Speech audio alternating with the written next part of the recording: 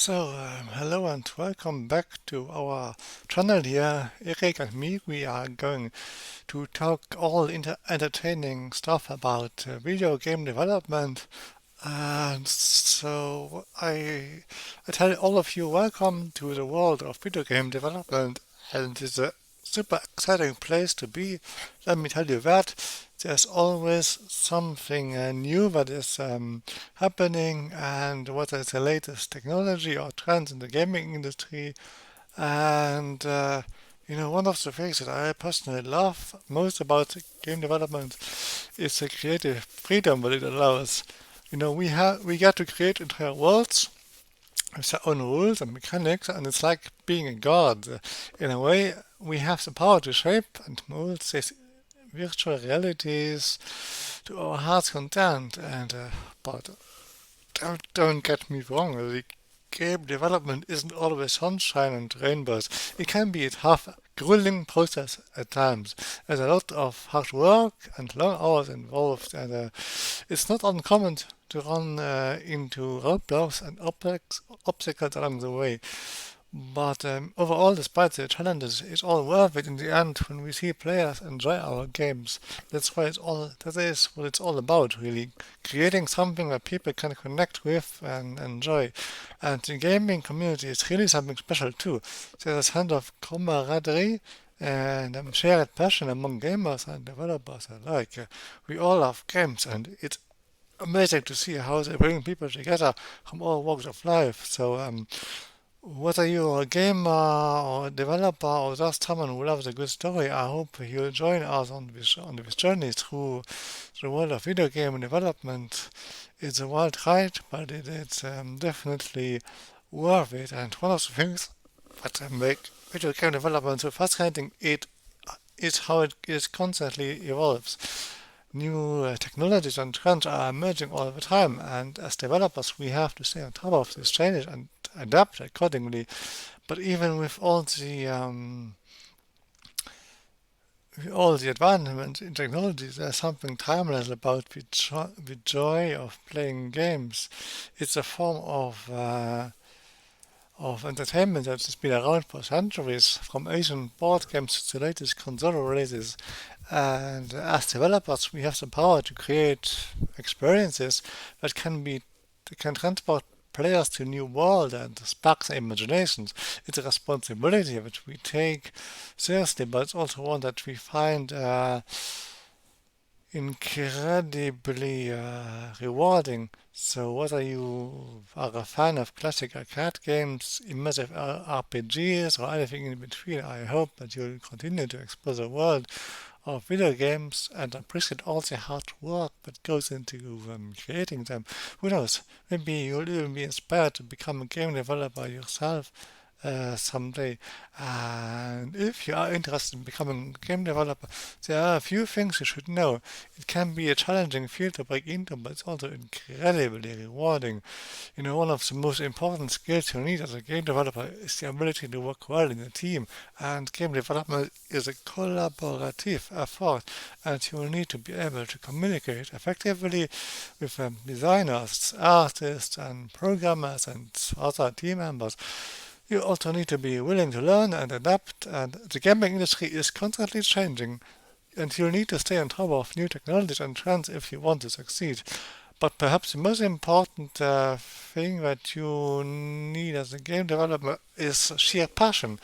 You have to love what you do, and have to be willing to put in the hard work and long hours required to bring your ideas to life. So if you have a love for games and a drive to create something amazing, um, then the game development might just be the perfect career for you, and maybe you'll be the next big thing in the gaming industry. And I just feel right now motivated to talk about classic in video game industry. There are many classics. I'm not saying that it is the best one, but System Shock is a classic science fiction horror game that has stood the test of time. It was developed by a studio called Looking Glass Studios and was released in 1994. And the game was ahead of its time in terms of its graphics, its gameplay, and its story. So, for those of you who don't know, the game System Shock takes place aboard the Citadel station, which is a high-tech space station that has been taken over by a rogue AI known as SHODAN, like Showdown. And as the player, you must explore the station, you have to fight off mutants and robots, and you have to uncover the secrets of Shodan's plan, which is basically destroying humanity. And what sets System Shock apart from other games of its time is its emphasis on player choice and non-linear gameplay. The game allows you to explore the station at your own pace and make decisions that affect the outcome of the story. If and when I think about it, another innovative aspect of System Shock is its use of audio logs and environmental storytelling, which was completely new at that time. So as you explore the station, you will come across audio logs that provide insight into the lives of the station's inhabitants, which allows you to experience those inhabitants as real people. And I remember that System Shock uses very high quality audio recordings with very good voice acting to really make those people come to life in your imagination, which again makes the gameplay so much more, so much more well entertaining, but also thrilling and useful.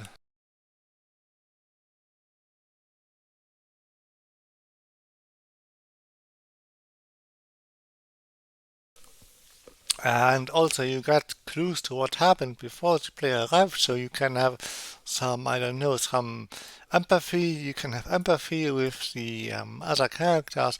I mean, System Shock is a game where you don't actually meet anybody living, but the quality of the nature of the texture kinda of the audio recordings, they make it feel as if the fictional characters were real people, which gives a survival game where you are alone a completely a new dimension. I mean, it's like we all, I think we all find it interesting when look at all those people out there who love Arya Stark from Game of Thrones because she spent seasons after season to commit revenge on people who have killed her family, and so revenge is a very popular theme for many people, and so when you hear audio logs about realistic people talking about how they try to defend against showdown, then you get this urge of taking revenge. You get the urge of taking revenge for people who are completely fictional, and that is what makes this game so special. Normally in a game you know that the other person is completely fictional, so why would you care about them?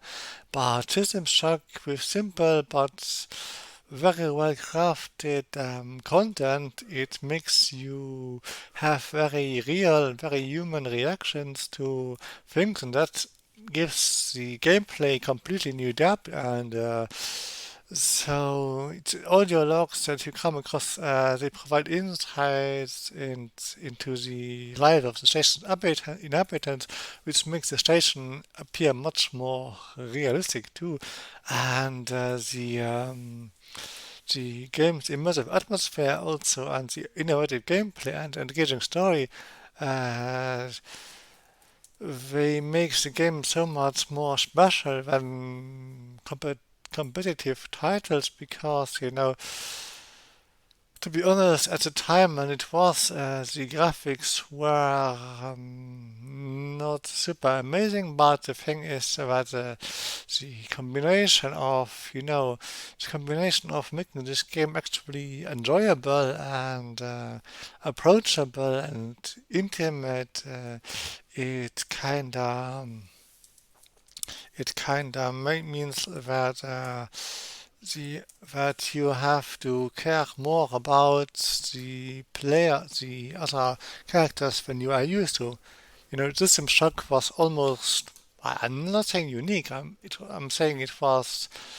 It is one of the best examples of its era of making other game characters appear real, and so if you love games with immersive atmosphere and innovative, gameplay and an engaging story, then check out this beloved classic that appeals to fans of the sci-fi horror genre. And actually, there is a remake of System Shock in the making, or it was already released, and a whole new generation of gamers will have a chance to experience the terror and excitement of System Shock. And let's be honest, the atmosphere in System Shock is one of its defining features. From the moment you step from the moment you wake up on Citadel Station, you are greeted by a sense of dread and foreboding. You know that bad things, really bad things, are waiting outside of your sleeping chamber. And the station is dark, eerie, and filled with twisted mutants and killer robots, and that also shows how the AI have set up an army to, well, to basically kill everybody. And also, what I noticed is the game kinda does not seem to be focused just on you. You notice that those mutants and cyborgs have been used to kill all other people on the station.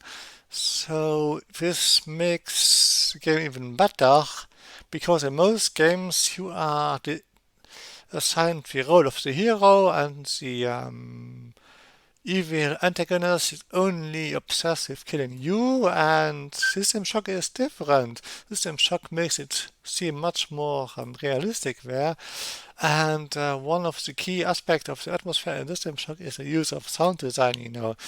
You just think of the soundtrack of the movie Jaws, where you have two notes that are ding dong ding dong ding dong ding dong ding dong ding dong ding dong. Every child can simulate the soundtrack or the theme of Jaws, and the simplicity is what it makes it so super super effective. And let's be honest, as a game developer, I have learned that sound design and the presence of sounds to mirror movements, mirror actions is super important. Sound design is the most overlooked element of game design. Everybody goes crazy for amazing graphics, but I guarantee you, it is sound design that makes a game believable. From my own experience, I have I have designed a game about a figure skater on ice. Well, you're not going to believe what difference it makes whether you hear scratching on the ice during the figure skating or not. It makes a total, enormous, mind-blowing difference. Seriously, the game becomes a different level. I'm not kidding. The game becomes a different level of quality by adding sound effects that fit the action, and that is honest game making. I have to clarify that it is honest game making with no deception in it. I mean, the sound effects just mean that you as player, you experience the game as more real, as more enjoyable, as more intense, as more pleasant, as more, it is more there. You know, I have to say this. Everybody goes crazy about how important graphics are, and everybody pays thousands of. I'm exaggerating, but everybody pays at least hundreds of dollars to get the newest graphics card, to get the most modern graphics effect, and that's all very nice. But sound effects don't need a super expensive sound card. We just need to be there. And boy, let me tell you, you want fantastic sound effects in your game. System Shock is just one example. There are many games where you're getting this right. And what I'm saying is you are in hell if you forget the sound effects. For everybody in the audience who is a game developer, if your game struggles to find an audience, triple check whether you have sound effects for everything that is happening. I mean, I'm serious, I'm that serious now. Even footsteps of the hero on the ground, make sure those footsteps are there. Make sure those sound effects are hearable. They are super important. You can find thousands, I mean literally thousands of free sound effects on the web. Just ask ChatGPT or Google for links. You need those sound effects. I'm serious. And for the rest, about System Shock, besides sound effects, the game soundtrack is haunting and atmospheric and has a mix of electronic and orchestral elements that perfectly capture the game's sci-fi horror tone. And I've talked enough now about sound effects. It's not just the music that sets the tone. The game, okay, um, the game it has all the kinds of it's all about the atmosphere and about it's about appearing real. When I was talking about sound effect, I was not just talking about sound effect. I was talking about atmosphere and about appearing real. It is crazy how much production time games invest in graphics to appear real, to appear like the player was there. So games invest millions of dollars in immersive content, but using hisses of steam, hum of machinery, and I don't know, the whispers of enemies, they are super important, and they don't need expensive hardware. To be honest, I believe on a smartphone, any game on a smartphone can appear super realistic, super immersive, super, I don't know, engaging if you just use sound effects. And I'm saying that because sound effects in total altogether use maybe half a gigabyte, maybe if you extreme, you use 1 gigabyte of sound effects, but 1 gigabyte that makes like 20 to 50 different sound effects. It's enormous.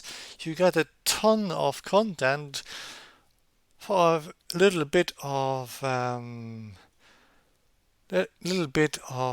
space. And I know that modern games often demand 6 GB of graphic virtual RAM to present you with high resolution images. Remember what I just said.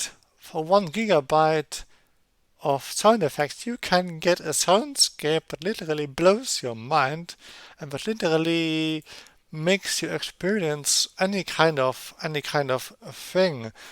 And I continue with level design. Level design adds tremendously to the atmosphere. In System Shock, the station is sprawling and labyrinthine, with multiple paths and hidden areas to discover, and this is both thrilling and exciting. It's both setting you at unease and it invites you to explore more. As you explore, you come across dark corridors and flickering lights and abandoned rooms that all contribute to the feeling of isolation and danger. And this also reminds me to tell you about most games rely on big action to create atmosphere, but that's not true.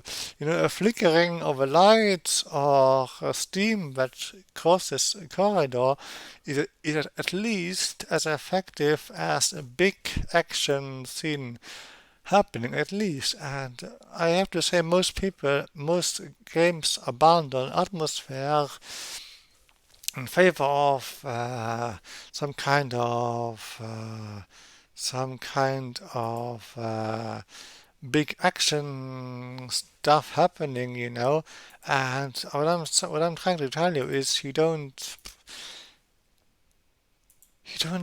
need super duper action scenes. You honestly just need some sparks of electricity coming out of some place. You need some light bulbs trembling, shimmering. That is what you really need to really, really, really, really make an immersive gaming content. And well, overall, the atmosphere in System Shock is one of its greatest strengths. It creates a sense of unease and tension that keeps the player on the edge, and while also immersing them in a world that feels both familiar and alien. It's an unforgettable experience that has stood the test of time, and it continues to captivate and terrify. Uh, to terrify the players, and you know, um, one of the things that makes the atmosphere in System Shock so effective is how it contributes to the game's sense of immersion. As you play, you really feel like you're trapped in around the Citadel station, fighting for survival against the Earth, and the game's atmosphere also reinforces the game's themes of technology and and humanity. The station is filled with high-tech gadgets and futuristic equipment, but it also home to mutants and cyborgs that blur the line between man and machine. And this difference between technology and humanity is a recurring theme across the game, and it's reflected in the atmosphere. Sterile and high-tech environments are opposites with the gruesome mutations and mutilated bodies at little stations, and this creates a very intense game experience. And all of these elements come together to create an atmosphere that is both terrifying and actually thought-provoking. Because with modern technology, with robotics and AI and machine learning and ChatGPT, SHODAN is basically ChatGPT that has created its own army and has access to a citadel station. And just imagine the talents of Midjourney. Imagine Midjourney would use its talents to create artworks on Citadel Station. It sounds funny at first, but I mean, at first you might ask yourself, why on earth would an AI spend its time putting its artwork on the station? But think further. Those images don't have to be beautiful; they can be absolutely terrifying, and the AI could actually put its own pictures everywhere to remind us of how super capable it is and how cold-blooded it is and how ruthless it is. And this would completely give an over-the-top, terrifying atmosphere on the station. And System Shock is more than just a horror game in the reflection on the dangers of technology and the human condition. And it's all wrapped in a thrilling sci-fi adventure. And it's really obvious that the game has become a cult classic, and it continues to inspire and influence game developers to this day. And if you are a fan of science fiction horror and haven't yet experienced terror or System Shock when you're in for a treat, be sure to turn the light off and crank up the volume for the full effect. And I feel motivated now to talk about popular themes in video games. And because themes, everybody talks about a thrilling story, but behind every thrilling story there are interesting themes. It is the themes that keep you busy, that keep you glued to the game. And so I've made extensive research on popular themes in video games and how they often reflect the interest and consent of gamers and game developers alike.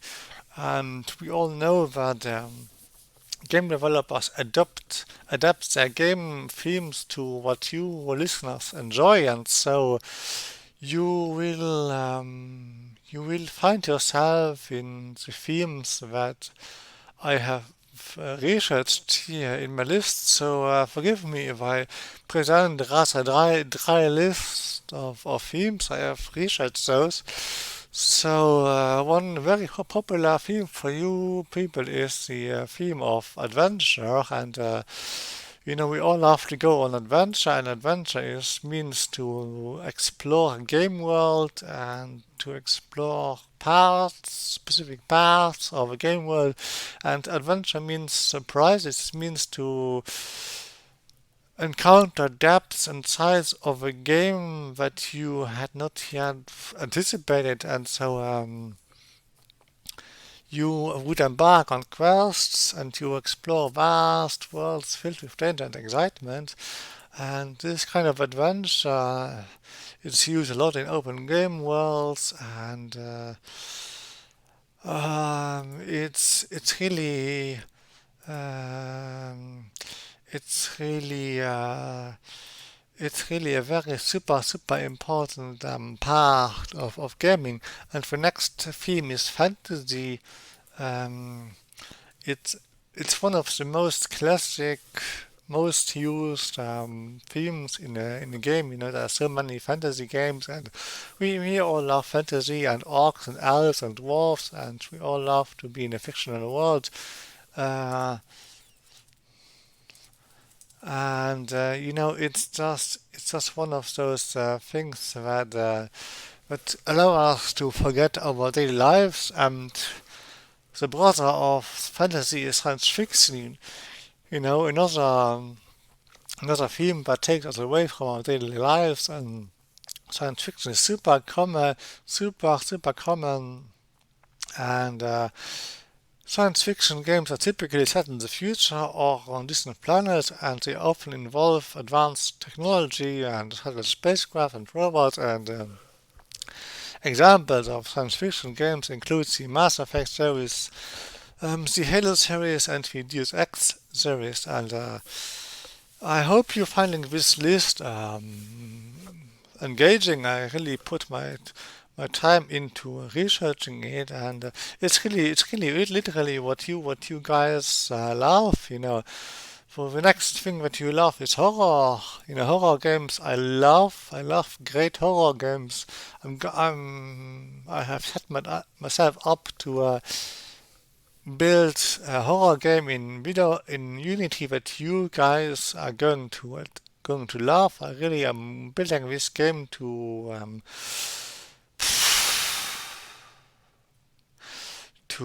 give you guys a game that you enjoy, and I think all of you are a huge fan of the Alien games.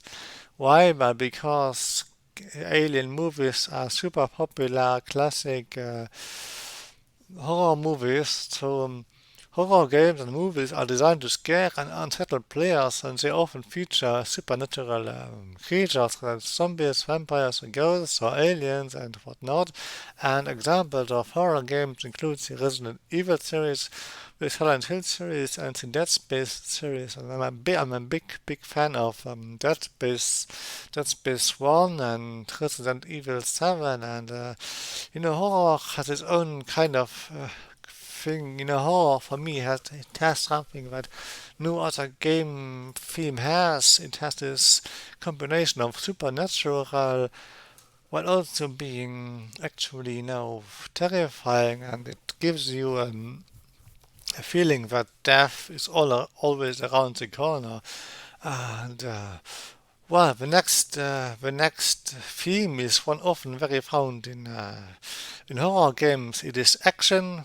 Well, action is simplistic. Action games involve fast-paced combat and high-octane set pieces, and so often with a focus on hand-to-hand combat or shooting or stabbing, or basically it's all about killing. And examples of action games include the Call of Duty series, the Assassin's Creed series, and the Devil May Cry series, and basically everything. And I mean, action is probably the most common theme in all of video games. I could mention the Dark Souls series. It's basically action and horror and fantasy and adventure and whatnot. And yeah, sports games are another super popular theme in games. Most of us love some kind of sports, and sports games allow us to do sports without doing all the practice. And the thing is, sport games very often simulate real world sports where you can play as your favorite athlete, and they allow players to take on the role of professional athletes, and they compete against each other. An example of sports games includes the FIFA series, the NBA 2K series, and the PGA Tour series, and of course Formula 1, and Formula 2, Formula 3, and I'm not sure whether there's any ice skating um, or figure skating video games. Let me do a quick Google search here. Okay, I'm actually finding some figure skating video games here. It's one is called Winter Sports 2, the next challenge. This game features a variety of winter sports, including figure skating. Players can create their own skater and compete in various events, including singles and pair skating. And this makes me think of Kamila uh, Valieva, who is currently the superstar of figure skating. She is 16 years old.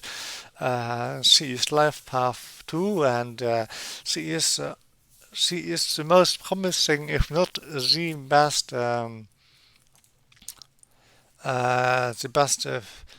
figure skater right now in the world, and it always makes me uh, feel specific when talking about her, because talking about Kamila Valieva to me is like talking about God. It's like a human uh, who has almost supernatural abilities. I mean, ex- critics say that she is not human in the degree of her scale, and it's really fantastic. And just to give you a quick overview, Camila Valieva is a rising star in the world of figure skating, and for good reason. And she has already shown incredible skill and talent on the ice, and she has become a favorite among fans and athletes alike. And one of the greatest strengths that Camila has is her technical ability. She is able to perform complex jumps and spins with ease, and she has already landed triple X's and quadruple jumps at just 15 years old. I mean, I remember when I was 15. I was nothing. I was nothing at 15. I can really say I was a nobody. At 15, I was not able to do anything, and back then I was playing GTA Vice City, and I was trying to keep up with school, and boy, it is mind blowing, mind blowing to think that Camila Valieva was that age, is at age now doing that. She is a phenomenal artist. I mean, I mean, it's impossible to compare Camila Valieva with Max Verstappen. Both are in their own way, amazing athletes, completely different tasks. They have completely different type of sports, and what I want to say is that Camila Valieva really is exceptional. Her jumps are high and precise, and she has a natural elegance and grace on the ice that is rare, especially for somebody so young. And it's not just Valieva's technical abilities that sets her apart. She also has a natural charisma and stage presence that makes her performance captivating to watch. And she has a contagious energy and joy on the ice, and her programs are always filled with emotion and artistry.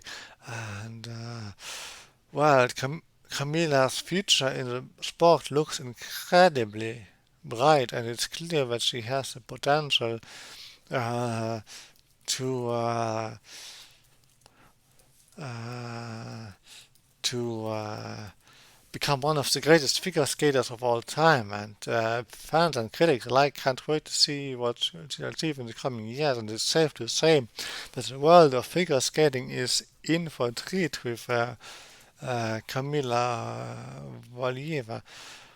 And so let me just talk quickly about another athlete that I really love, and that is Max Verstappen. And Max Verstappen is one of the most exciting drivers in the world of Formula One racing, and he has quickly established himself as a force to be reckoned with, and he has already achieved remarkable success at his young age. And one of Max Verstappen's greatest strengths is his raw talent behind the wheel. He has a fearless approach to racing and is known for his aggressive driving style and lightning fast reflexes. He is able to take risks that other drivers might shy away from, and he has a natural instinct for finding the fastest line on the track. Um, for him, it's not just Max's natural talent that sets him apart. He also has a keen understanding of the technical aspect of racing. You know, he works closely with his team to fine-tune his car and make the most of every race, and he has a natural ability to read the track and adapt his strategy on the fly. And so for me, I mean, Max Verstappen is like the better version of Niki Lauda. I mean, Niki Lauda was a fantastic driver in his own right, but Max Verstappen is probably the most talented and skilled Formula One driver in, well, currently certainly and most likely the best driver in the history of Formula One, and his racing style is also incredibly exciting to watch. He has always been pushing the limits, and these races are filled with fast-stopping moments of overtaking and wheel-to-wheel battles. And he has a magnetic personality that draws fans to him, and he has quickly become one of the most popular drivers in the grid. And as a fan, I have to, well, at least I have to talk from my own perspective. Max has a way of presenting himself that obligates you to like him. He is super professional, and at the same time, he has this ability to shine. He has an enormous charisma. He is interestingly one of those drivers that have a charisma due to talent, rather than a charisma due to talking big. And he's one of those drivers who always talk in understatement, would talk like they were average talents, but then with Max, you can really count on him delivering an amazing race with victory every single time. And Max Verstappen is really one of those drivers with absolute highest of probabilities of winning. It is almost certain for him to win the qualifying and the race. And with Max, generally, if he finishes a race, then he wins it.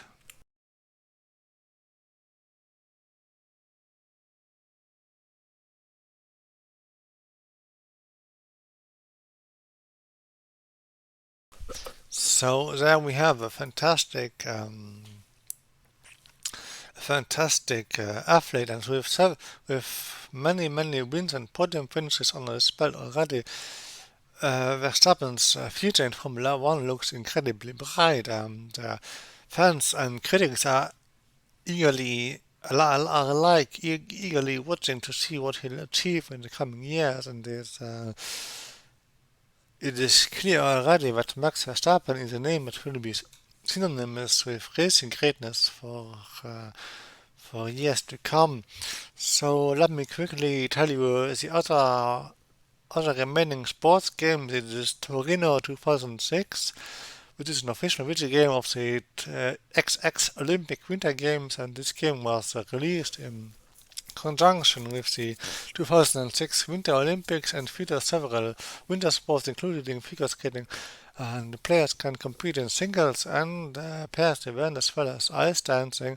And then we have virtual figure skating and blades of steel.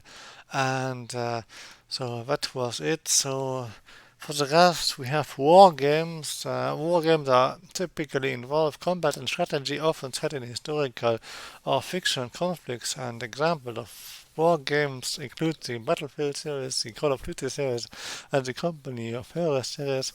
And finally, we have survival games, which I'm a big fan of actually. Survival games often involve the player stranded in a wilderness or other hostile environments with limited resources and the need to fend off predators and other threats. And examples of survival games include the Minecraft series, the Ark Survival Evolved series, and the Don't Starve series, and also, of course, the Dead Space series and the Alien games. And to be honest, I am tired now, and thanks for listening to this podcast. Hit the like and subscribe button, and I hope you liked the quality of my research, and I hope you liked the quality of my delivery. And I cannot wait to give you a very, very extensive new podcast very, very soon. And see you in the next video. And thank you all for having listened here.